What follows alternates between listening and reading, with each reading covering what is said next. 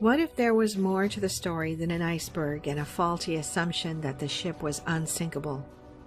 What if the accident was orchestrated to remove the powerful and wealthy rivals of J.P. Morgan, one of the men that owned the Titanic?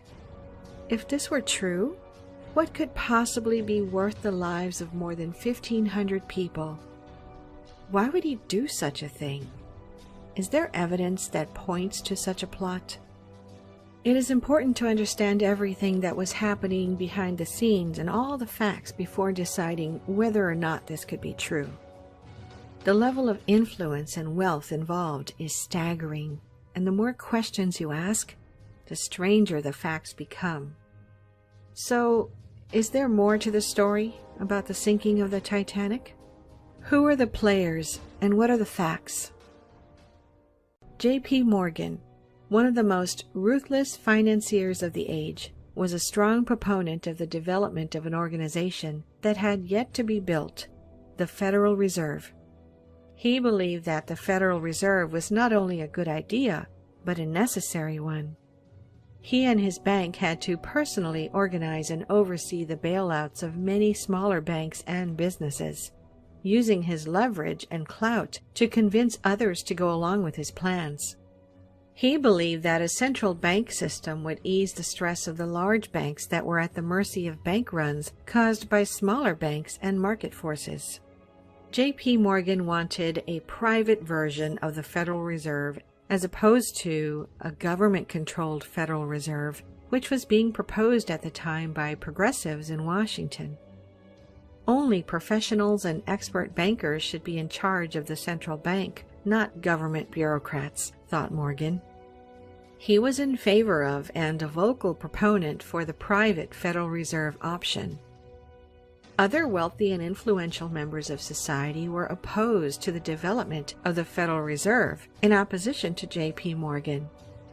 3 of these people were Jacob Astor, Benjamin Guggenheim, and Isidor Straus.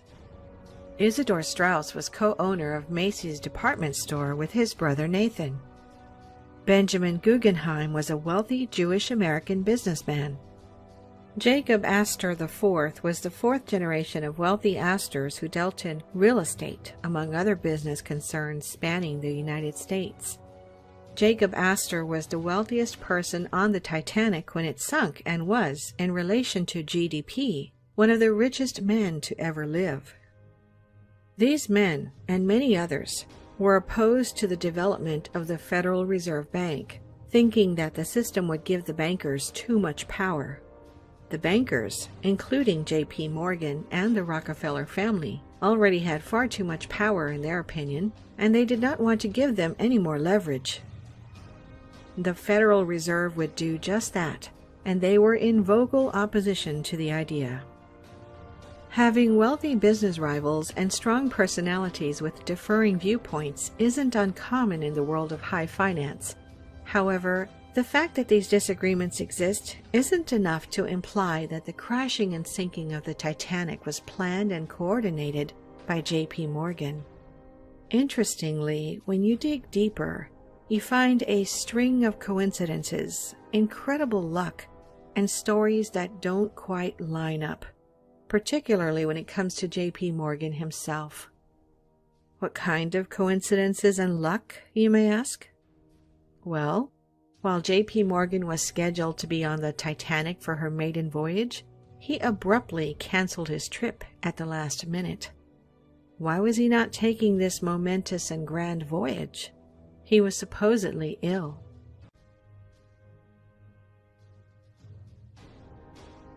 Fast forward 1 year, the year after the sinking of the Titanic, the Federal Reserve was created.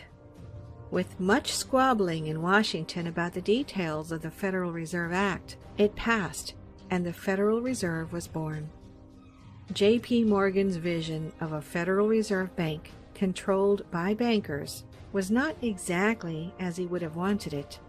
There was some federal government control wielded by the appointees to the Federal Reserve Board, but their control of the actual operation is limited.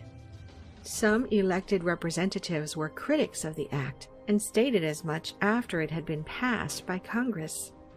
President Woodrow Wilson himself, who helped form the bill and used much of his political capital to get it passed, eventually came to regret signing it.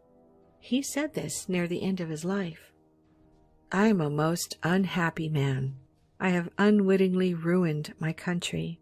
A great industrial nation is controlled by its system of credit. Our system of credit is concentrated. The growth of the nation, therefore, and all our activities are in the hands of a few men. We have come to be one of the worst ruled, one of the most completely controlled and dominated governments in the civilized world.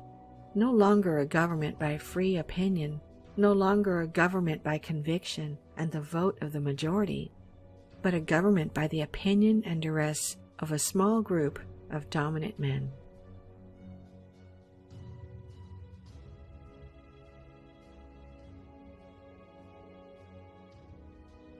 It would seem J.P. Morgan got his way after all. The Federal Reserve was created with minimal oversight from the federal government. He would never live to see the Federal Reserve in action, as he passed away in 1913, the same year the bill had passed. The question remains, did he have a direct hand in making sure that the opposition to this massive change in the U.S. financial policy was silenced? Would he go to such lengths to ensure the completion of this institution? Was it a string of coincidences and bad luck that led to one of the worst maritime disasters in history? Or were there more sinister motives at work? The truth to these questions may never be fully clear. The only certainty is this: deep at the bottom of the ocean lies the wreck of one of the most magnificent ships ever to be built. An unsinkable ship that met its fate one frigid April evening, taking with it 1,500 souls and a mystery that can never be solved.